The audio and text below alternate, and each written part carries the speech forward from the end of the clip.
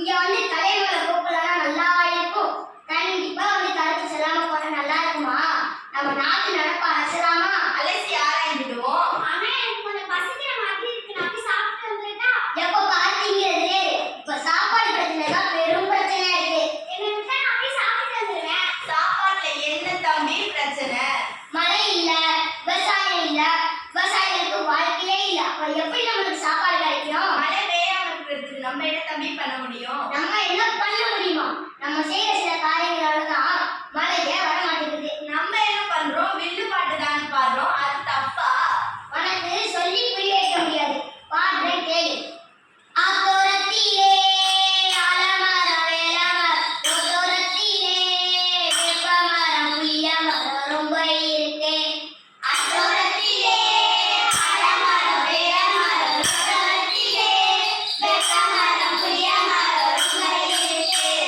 நல்ல மழை பெய்ய இந்த மரம் தான் காரணம். மரங்களை வெட்டி வெட்டி சாய்க்கிறோமே. வாகனத்தில் புகையில சுற்றுச்சூழல் கெட்டதே. வானமழை பெய்வதில சிக்கலாச்சே. மரங்களை வெட்டுறதை இப்பொழுது விட்டுரும். ஆத்தோரத்திலே ஆலமரம் வேலமரம், ஓத்தோரத்திலே வேப்பமரம் புளியமரம் ரொம்ப இருக்கே. ஆத்தோரத்திலே ஆலமரம் வேலமரம், ஓத்தோரத்திலே வேப்பமரம் புளியமரம் ரொம்ப இருக்கே. இப்போ புரியுதா மழை வராம இருக்க என்ன காரணம்னு? மரங்களை கணக்கு வழக்கு இல்லாம வெட்டுறதும், வாகனத்திலேருந்து வர புகையும், ஆலைகளிலேருந்து வர புகையும் கழிவுகளும் தான். சரிங்க தம்பி. ஓ, அதான் வீட்டுக்கு ஒரு மரம் வளர்ப்போம்னு எல்லா பக்கமும் எழுதி வச்சிருக்காங்களா? இன்னைக்கு வீட்டுல 4 மரத்தை நான் வாங்கி நட்டு வச்சிருக்கேன். மரத்தை வச்சிடலாம், ஆனா தண்ணி ஊத்துறானா கிணத்துல தண்ணி ஊத்திட்டு இருக்கே, அதுக்கு என்ன பண்றது? ஆமா, என்ன கேளு. கிணத்துல தண்ணி ஊத்தி போனதுக்கு நம்ம தானே காரணம்.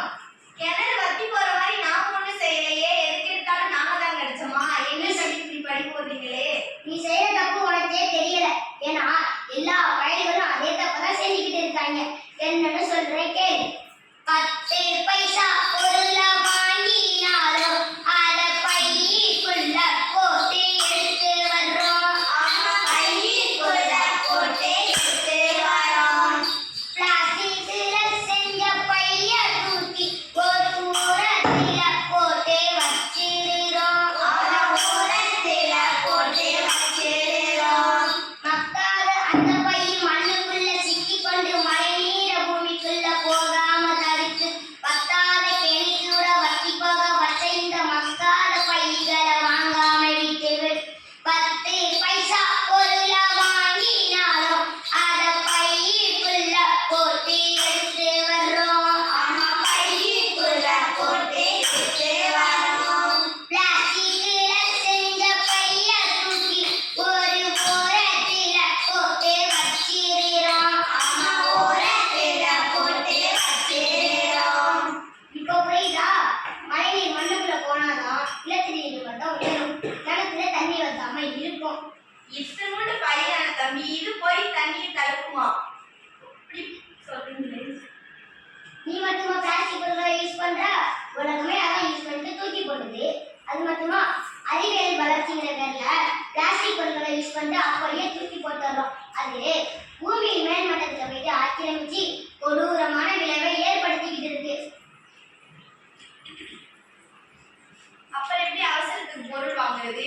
ஏன் கோழி பை வாங்கு, காகித பை வாங்கு, ஸ்லீப் பையாவது வாங்கு. பிளாஸ்டிக் பொருட்களை பயன்படுத்தவே கூடாது. பிளாஸ்டிக் பொருட்களை மறுசுழற்சி செய்யலாம், பிளாஸ்டிக் பொருட்கள் பயன்பாட்டை குறைக்கலாம். இப்படி பல வழி இருக்கு. சரி தம்பி, நீ